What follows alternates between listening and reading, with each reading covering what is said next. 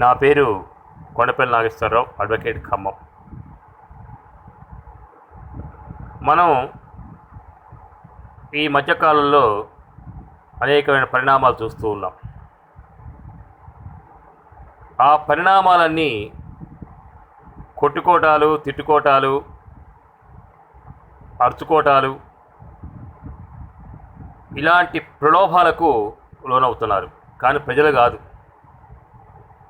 ప్రజల చేత ఎన్నుకోబడినటువంటి రాజకీయ నాయకులు, ఇది ప్రతిపక్షాలు కానివ్వండి, అధికార పక్షాలు కానివ్వండి, ఈరోజు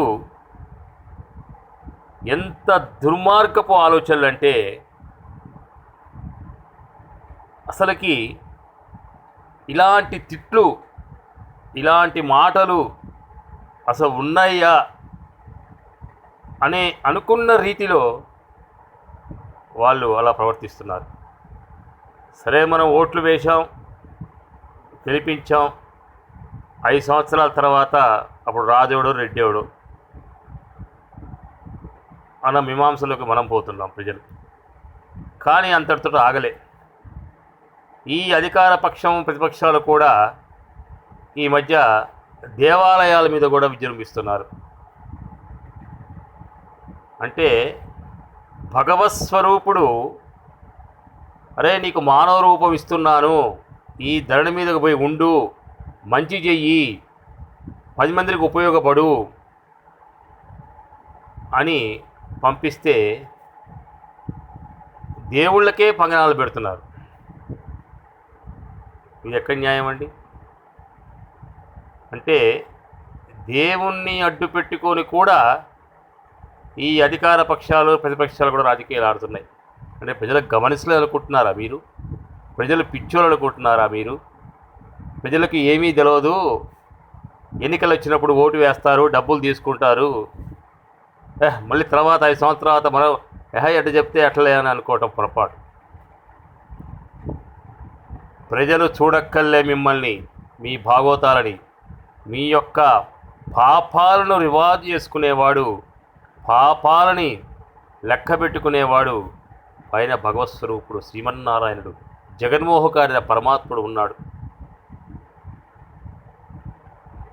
మీరు ఎక్కడ ఏదో ఈ ఒక్క నిమిషం ఏదో మాట్లాడి తప్పించుకోవచ్చు, పోయి మనం హాయిగా ఏసీ గదిలో పడుకోవచ్చు, ప్రజలు ఏది చెప్తే అది వింటారులే, ప్రజలు గొర్రెల మందలు అనే పోకడ మీరు పోతే చరిత్రను ఒక్కసారి మీరు చూడండి, చరిత్ర పుటలను ఒక్కసారి మీరు చదవండి. ఒక మహోజ్వలమైన ఘట్ట రూపానికి నాంది వాచకం పలికింది కూడా ప్రజలే. ఆ ప్రజలకు తోడు దేవుడు ఉంటాడు. దేవుణ్ణి కూడా మీరు ఆట పట్టిస్తున్నారు. అదెంత పవిత్రం! ఒకడు లడ్డూలో, తిరుపతి వెంకటేశ్వర స్వామి లడ్డూలో కల్తీ కలిసిందంటాడు ఒక పార్టీ, కలవలేదని చెప్పి ఒక పార్టీ అంటుంది. కానీ ఏంటండి మీ దోబూతులాటలు? ఎవరితోటండి మీరు ఆడేది? దైవస్వరూపమైనటువంటి ఆ కన్యశ్రావణ సంజాత కృపా వాత్సల్య సాగరం సర్వేశం ప్రథమాచార్యం శ్రీనివాస మహంభజే ఆనందనలయే శశితల్పే వెంకటభూదారే కడంతరం మాయ సార్థం శ్రీనివాస మహంభజే. తిరుమలగిరి వాసుడు శ్రీ వెంకటేశ్వర స్వామి, కలియుగ వాసుడు, ఆపద మొక్కులవాడు. అలాంటి వాటితోట మీరు ప్రాచకలాడేది? ఒకప్పుడు జరిగింది తెలవదా? 5 కొండలు అన్నారు, ఏమైంది? 1000 కాల మండపాలను కొలగొట్టారు, ఏమైంది? తిరుపతికి ఇచ్చేస్తాం అని చెప్పి ఓట్లు వేసుకొని గెలిచిన వాళ్ళు ఏమైంది? ఒక్కసారి వెనక్కి తిరిగి చూసుకోండి, చరిత్ర చెబుతుంది. ఇప్పటికైనా సరే మీరు దేవుడితో ప్రాచకాలు ఆడొద్దు. మీరు అధికార పక్ష, ప్రతిపక్షాలు కొట్టుకుంటే బదాట్లో కొట్టుకోండి, తిట్టుకోండి, చంపుకోండి. కానీ పవిత్రమైన దేవాలయాల జోలికి వస్తే గనక మీకు భగవత్ స్వరూపుడు అర్ధరాత్రి పూట మీ నోట్లోంచి రక్తం కక్కుని చచ్చిపోతారు. ఎవరికండి డ్రామాలు ఆడేది? ఎవరితోడండి నాటకాలు ఆడేది? నాటకాలు, డ్రామాలు సినిమాలో చూపించండి, అంతేగాని దేవుళ్ళ దగ్గర చూపించకండి. దేవుళ్ళు పరమ పవిత్రులు. మన భారతదేశం ఒక పవిత్రమైనటువంటి దైవభూమి. అలాంటి దేశంలో ఎందరో మహాపురుషులు జన్మస్థలంగా జన్మించారు. ఎందరో మహానుభావులు త్యాగనిరతిగా ఈ దేశం అభివృద్ధి చెందింది.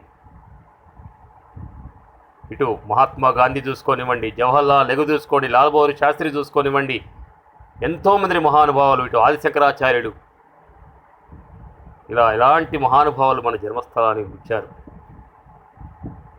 మళ్ళీ ఇది కాక మతం రంగు బుయ్యటం. ఏంటండి మతం రంగు బుయ్యటం? హిందువు ఏంది, ముస్లిం ఏంది, క్రిస్టియన్ ఏంది, అన్ని మతాల సారాంశం ఒక్కటే అనే భావన భగవత్ స్వరూపుడు మనకు కల్పించాడు. ప్రతి మనిషిలో కూడా రక్తం ఎర్ర రక్తమే ఉంటుంది, నల్ల రక్తం ఉండదు. ఇటు ఏ దేవుడైనా సరే పవిత్రతను కోరుకుంటాడు. అలాంటి దేవుళ్ళని మీరు ఇవాళ అపవిత్రం చేస్తూ, ఎవరి మీదండి రుద్దేది? మీ ఇంట్లో రుద్దుకోండి, మీ ఇంటి వాళ్ళ మీద రుద్దుకోండి, అంతేగాని దేవాలయాల జోలికి పోవద్దు. దేవాలయాల జోలికి పోతే గనక, దేవుడు జోలికి పోతే గనక, ఆ 7 కొండల స్వామి వెంకటేశ్వర స్వామి జోలికి పోతే గనక అధోగతి పాలవుతారు. నేను అధికార పక్షానికి చెప్తున్నా, ప్రతిపక్షాలు చెప్తున్నా, మీ రాజకీయ విశ్లేషకులు రాజకీయమైనటువంటి ప్రలాపలు, నాటకాలు, చదరంగాలు మీ ఇంట్లో ఆడుకోండి. నిమిషానికి ఏదొస్తో తెలవదు, మనం పడుకుంటే ఏం జరుగుతుందో తెలవదు. ఎందుకండి తిట్టుకోవటం, కొట్టుకోవటం, చంపుకోవటం, అరుచుకోవటం, డైలాగులు. ఇదేనా మీకు ప్రజలు ఓట్లేసి గెలిపించింది? ఇదేనా మేము చట్టసభలకు పంపించింది? ఒక్కసారి ఆలోచించండి. ఇప్పటికైనా మారండి. మీరు మారండి. అధికార పక్షం వాళ్ళు మారండి, ప్రతిపక్షం వాళ్ళు మారండి, ఏ పార్టీ వాళ్ళైనా సరే మీరు మారండి. మారి ప్రజలకు సేవ చేయండి, ప్రజల దగ్గరికి పోండి, ప్రజల్ని ఓటు అడుక్కోండి. అంతేగాని దేవుణ్ణి అడ్డు పెట్టుకొని మాత్రం నాటకాలు ఆడవద్దు. దేవుడు మనకి జ్ఞాన ఫలితం ఇస్తేనే మనం ఈ భూమి మీదకి వచ్చాం. కాబట్టి దయచేసి చెప్తున్నా, దేవుడితోటి కనుక పరాజకాలు ఆడితే గనక మీరు మళ్ళీ చెప్తున్నా అధోగతి పాలవుతారు. ఇవాళ ఏదో నాకు డబ్బు ఉంది, నాకు అండ ఉంది, నన్ను ఏం చేస్తారులే అనుకోని ప్రతి వ్యక్తి కూడా చివరికి భగవత్ స్వరూపుడు గనుక కళ్ళు తెరిస్తే నీ డబ్బు పనికిరాదు, నువ్వు పనికిరావు, ఎవరూ పనికిరాదు, అధపాతాళానికి నిన్ను తొక్కి పడేస్తాడు దేవుడు. అదొక్కటి మాత్రం గుర్తుంచుకోండి. వాళ్ళ తిరుపతి వెంకటేశ్వర స్వామి, కళ్యాణ శ్రీనివాసుడు, ఆపద మొక్కలవాడు తిరుమలగిరి వాసుడు, కొండలలో నెలకొన్నటువంటి ఆ 7 కొండల్లో నెలకొన్నటువంటి ఆ శ్రీ మహావిష్ణు స్వరూపం, త్రేతాయుగంలో శ్రీరాముడుగా, ద్వాపరయుగంలో శ్రీకృష్ణుడిగా, కలియుగంలో వెంకటభూధారిగా, అన్ని అవతారాలుగా అవతారమిచ్చినటువంటి మహాపురుషుడు. అలాంటి దేవుణ్ణి మీరు ఇవాళ దేవుడితో పరాచకాలా, దేవుడితో ఆడుకుంటారా? ఇదేనా? ఒకళ్ళు పోయి మెట్లు కడుగుతుంటారు, మెట్లు ఊడుస్తుంటారు. ఏంటది? దేవుడి దగ్గర డైలాగులేంటి? వేరే చోట పెట్టుకోండి డైలాగులు. దేవుడి దగ్గర డైలాగులు పెట్టొద్దు. దేవుని రాజకీయాల్లోకి రాగొద్దు. రాజకీయం అనేది నీ వరకే నువ్వు ఉంచుకో. అది నీకు మంచిగా పోతే రాజకీయం, చెడుగు పోయావనుకో అది నిన్నే దహించుకుపోతుంది. అదొకటి మాత్రం గుర్తుంచుకోండి. ఇప్పటికైనా జ్ఞాన ప్రబోధులు కాండి. ఈ యొక్క నాటక చదరంగాన్ని తడుతూ ఆఫ్ చేయండి.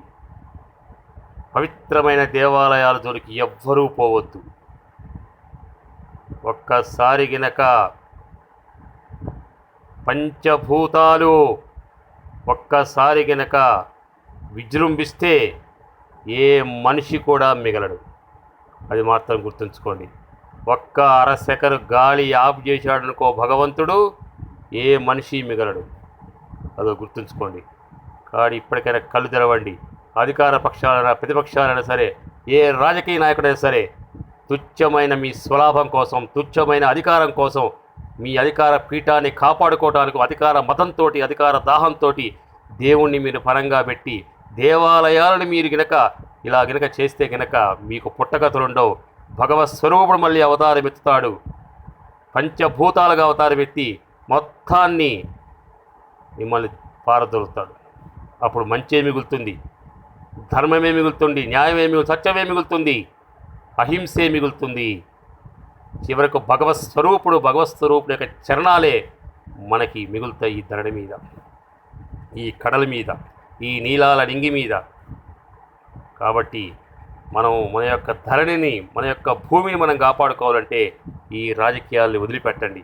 ఈ పిచ్చి రాజకీయాలను దేవుణ్ణి తీసుకొచ్చి మధ్యలో ఈ పిచ్చి రాజకీయాలను పక్కకు పెట్టేసి మీ పాలన మీరు సాగించుకోండి. ప్రజల కోసం పాటుపడండి. తిట్లు మానండి, కొట్టుకోవడం మానండి, ఒకరికొకరు మించుకోవడం మానండి.